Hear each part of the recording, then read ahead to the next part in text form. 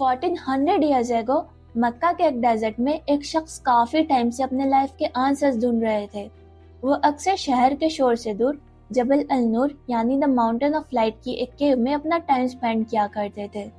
یہ شخص تھے محمد ابن عبداللہ صلی اللہ علیہ وسلم، یہ کیو تھی غار ہیرا۔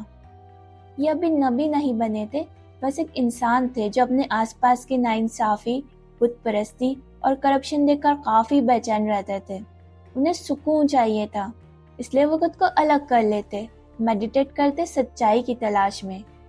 لیکن ایک رات ایسی آئی جب سب کچھ بدل گیا۔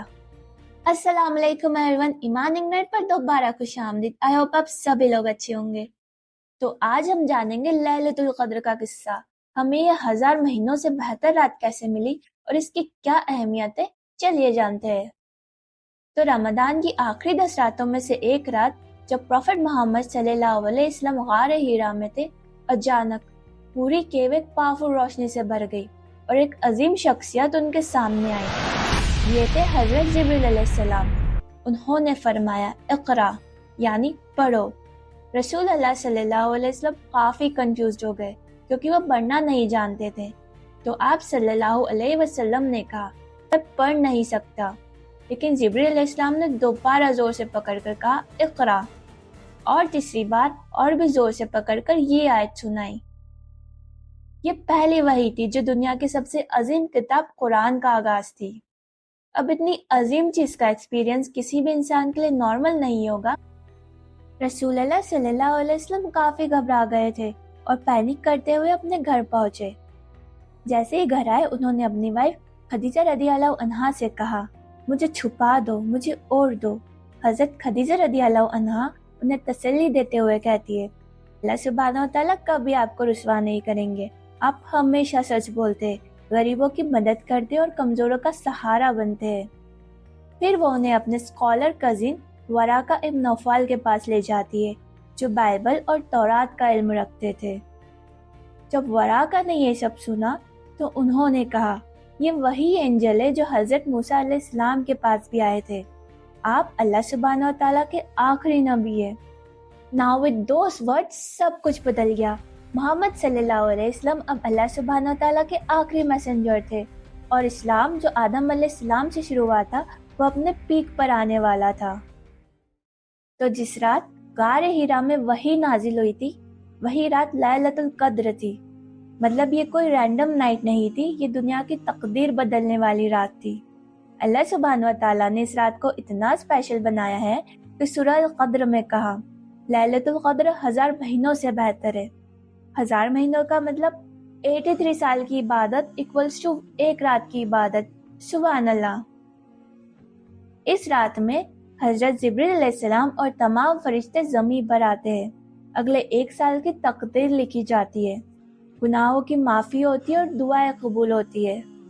پروفٹ محمد صلی اللہ علیہ وسلم نے کہا جو لیلۃ القدر میں عبادت کرے اس کے سارے پرانے گناہ معاف ہو جاتے ہیں۔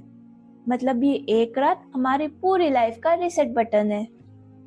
Now when to find لیلۃ القدر؟ ہمارے انڈین سب کانٹیننٹ میں یہ ایک سب سے بڑا مت ہے کہ لیلۃ القدر صرف 27ویں رات کو ہوتی ہے اور لوگ بس اسی رات کو عبادت کرتے ہیں، جو کہ صحیح نہیں ہے۔ حقیقت تو یہ ہے کہ لیلۃ القدر رمضان کی آخری 10 راتوں میں ہوتی ہے، اور خاص کر ٹاک یعنی آڈ راتوں میں اس کے ملنے کے چانسز سب سے زیادہ ہے۔ اور اگر ہم صرف ایک رات کو فکس مان کر چلے تو ہو سکتا ہے کہ ہماری اصل لیلۃ القدر مس ہو جائے۔ رسول اللہ صلی اللہ علیہ وسلم نے بھی ہمیں یہ علم دینا چاہا تھا، لیکن ایک بار جب لوگ آپس میں جھگڑنے لگے تو اللہ سبحانہ و تعالیٰ نے یہ علم چھپا دیا۔ اس میں بھی ایک بڑا لیسن ہے، لڑائی جھگڑا برکتیں چھین لیتا ہے۔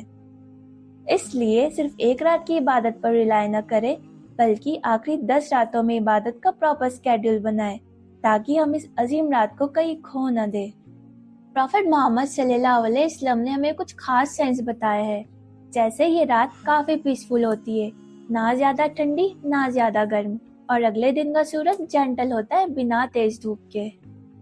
جب حضرت عائشہ رضی اللہ عنہا نے پوچھا یا رسول اللہ صلی اللہ علیہ وسلم اگر مجھے پتا چلے کہ لیلۃ القدر ہے تو مجھے کیا دعا پڑھنی چاہیے، پروفٹ محمد صلی اللہ علیہ وسلم نے پاورفل دعا سکھائی یہ چھوٹی سی دعا جتنے بھی گناہ ہیں سب کو اریز کرنے کی پاور رکھتی ہے.